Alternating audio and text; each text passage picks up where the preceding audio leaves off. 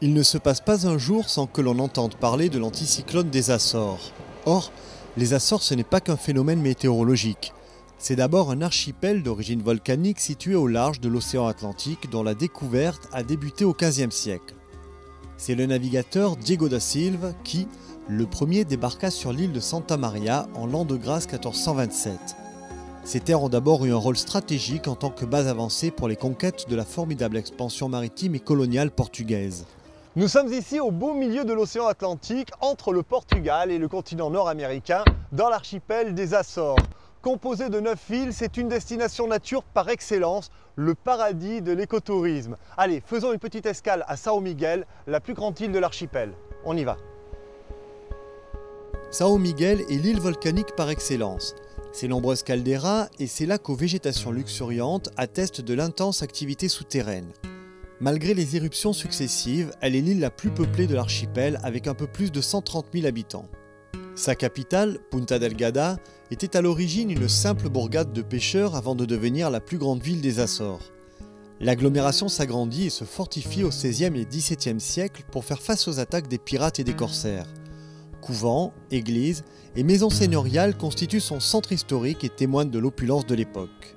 Une richesse à laquelle contribue largement la mer des Açores, qui regorge de centaines d'espèces de poissons, de mollusques, de thons et de grands cétacés. Pour s'en rendre compte, nous allons faire un détour chez les marchands de poissons du typique marché da Graça. Alors nous sommes ici au Mercado de Graça, c'est le marché de la Grace, qui est, on va dire, le marché traditionnel, le plus vieux marché de Punta Delgada, puisque celui-ci a été créé en 1846 et la population a tradition de se retrouver pour faire leurs courses, pour discuter, pour passer un bon moment. Et c'est ce que l'on va faire. Allez, venez avec moi, je vous emmène découvrir ce marché. Le marché regorge de fruits et légumes dont certains importés, comme l'ananas, se sont très bien acclimatés aux Açores. Mais combien faut-il de temps pour faire pousser ce fruit? Ici, il faut 2 ans pour avoir un ananas. C'est 6 mois dans une pépinière et après 1 an et demi dans une serre définitive.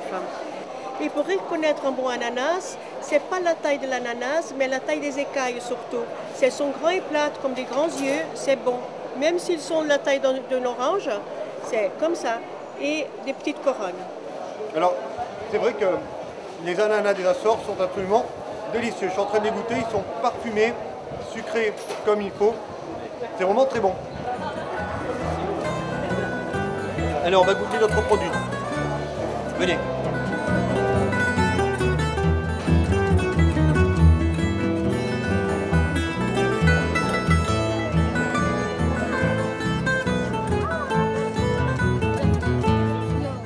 Les habitants de Punta Delgada sont très attachés aux traditions et à leur marché.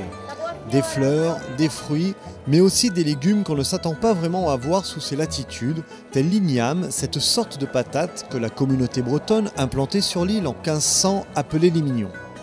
L'igname a été introduit depuis longtemps et c'était la base de l'alimentation jusqu'à ma génération. Je suis née aux années 50. Et on mangeait ça tous les jours, c'est très nutritif. On peut enlever la peau, on peut faire cuire avec la peau. Ça se cuit comme une pomme de terre.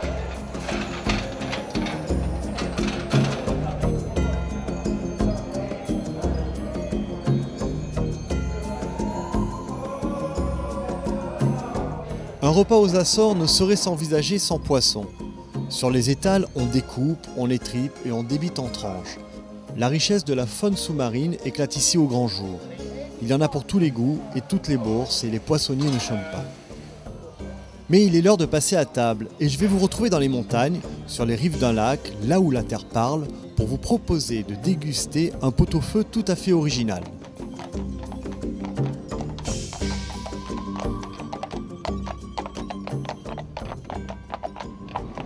Nous avons quitté le marché de Punta Delgada pour nous rendre dans les terres, dans la montagne plus précisément, à une trentaine de kilomètres, non loin du petit village de Furnas. Alors, on peut s'apercevoir qu'ici la zone est très volcanique.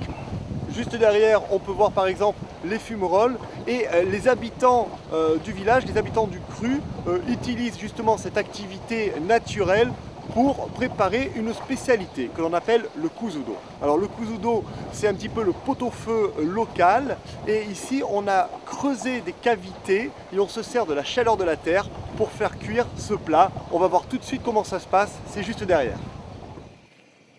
Ils sont fiers, les habitants du petit village de Fournasse, de nous concocter ce plat unique au monde. Le porc, le bœuf, le poulet et les légumes qui composent le cocido ont mijoté pendant 6 heures dans le magma du volcan. Les ingrédients sont ensuite méticuleusement découpés. Cette spécialité est très onctueuse. Son mode de cuisson, pour le moins original, attendrit viande et légumes. Si on le souhaite, on peut cuisiner le cocido et venir le faire cuire directement dans les fours naturels du volcan. Mais on peut également le déguster dans un des restaurants du village de Fournasse. À vous de choisir. Et quant à moi, il ne me reste plus qu'à vous souhaiter un bon appétit. C'est dans ce cadre idyllique que s'achève ce nouvel épisode des Marchés du Monde. On se retrouve très bientôt dans un nouvel endroit de la planète. Au revoir.